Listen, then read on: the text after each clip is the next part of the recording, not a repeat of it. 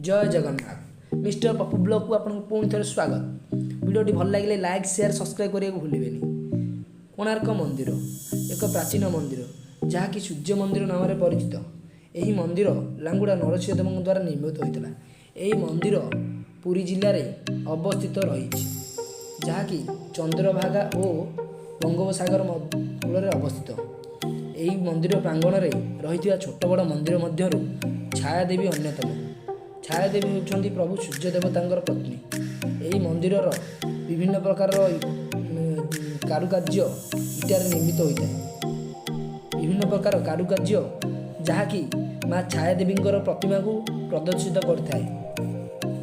यही मंदिर प्रवेश पथ में रखा बोर्ड यह लक्ष्य कराई एकादश शताब्दी शेष भाग अटे।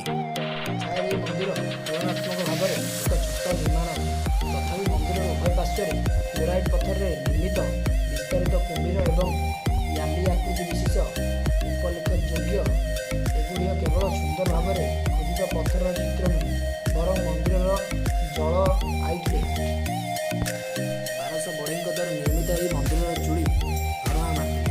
जनाजाए जे यह इंग्रेज समय जहाँ इंग्रेज मान बहु लाभदायक करता।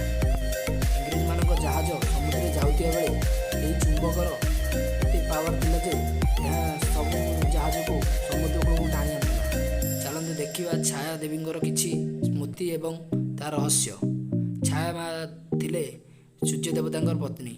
यहाँ गर्भगृह लोक मैंने कहीं केजाणी निजर मनोवांछा डाकी टंका पकई था। यही मंदिर किसी रहस्य आज जाए भी लोक मैंने जानी ना। यही मंदिर अति पुरातन और प्राचीन होते यही मंदिर में निजर लोक निजर मनस्कामना पूरण पैसा पकई था। एवं माँ छायादेवी मंदिर भारत वर्ष अलौकिक एक मंदिर जहाँ विभिन्न प्रकार कार्य निर्मित होता है। माँ छायादेवी छोट प्रतिमा देखिपे। यही मंदिर चतुर्पार्श्व लोक मान भिड़ केवे भी कमी न थाए। यहीपरि वीडियो देखापी मो चैनल को लाइक शेयर सब्सक्राइब करने